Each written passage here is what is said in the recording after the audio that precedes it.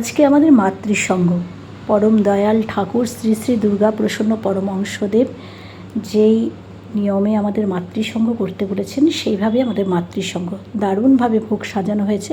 তবে মাতৃসঙ্ঘটা চাকদাতে নয়, মাতৃসঙ্ঘটা বালিগঞ্জে কল্যাণ স্যারের বাড়িতে, কল্যাণ গুহ ঠাকুরতা শাস্ত্রীয় সঙ্গীতের একজন দক্ষ পণ্ডিত বলা যেতে পারে। তো ওনার বাড়িতে আজকে মাতৃসঙ্ঘ। তো আমরা ভীষণ মজা করলাম। সকাল থেকে নয়, 12টার সময় গিয়ে চাকদা থেকে পৌঁছালাম। তো এই যে গিয়েই দেখলাম ওখানে এত সুন্দরভাবে গোছানো হচ্ছে, সব দিদিরা মিলে গোছাচ্ছেন। আমি ভিডিও করছিলাম, যদিও আমি কোনো কাজ করিনি। তো মাতৃসঙ্ঘ শুরু হয়েছে আমাদের একদম ঠিক 2:30। এইভাবে ঠাকুরের ভোগ টোপ সব গোছানো হচ্ছে, সবাই মিলে কাজ করছে। তো আমার একটাই কাজ, আমি ভিডিও করে, যেহেতু আজকে গুরু পুজোটা পুরোটাই তুলব সেই জন্য আমি ব্লগ করছিলাম। আর খুব সুন্দর একটা ফ্ল্যাট, খুব সুন্দরভাবে সাজানো, খুব ভালো লেগেছে দেখে। তো গুরুদেবের এত যত্ন, এত সুন্দর করে গুরুদেবকে রাখা হয়েছে, মনটাই ভালো হয়ে যায় দেখলে। যাই হোক, আমাদের চাকদা থেকে আমরা 2 জন এসেছি, তারপরে আরও অনেকে এসছে, সবাইকেই দেখাবো।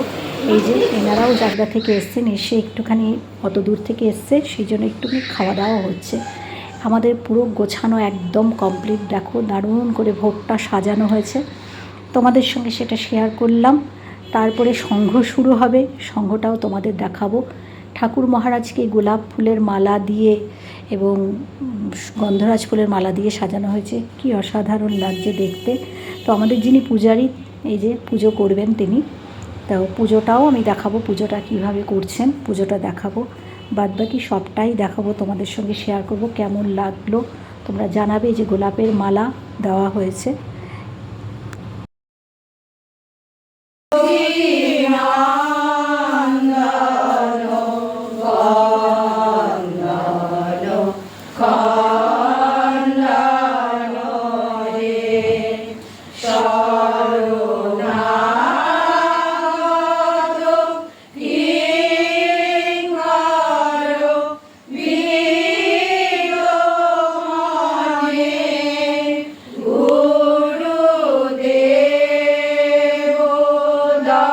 अधरं मधुरं वदनं मधुरं नयनं मधुरं हसितं मधुरं हृदयं मधुरं गमनं मधुरं मधुराधिपतिरखिलं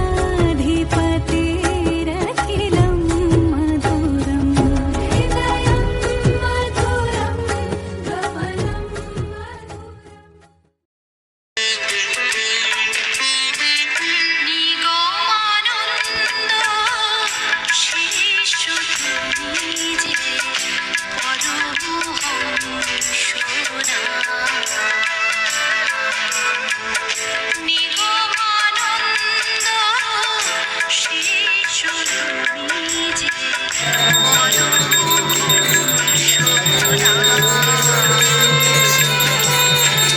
চিন্তামণি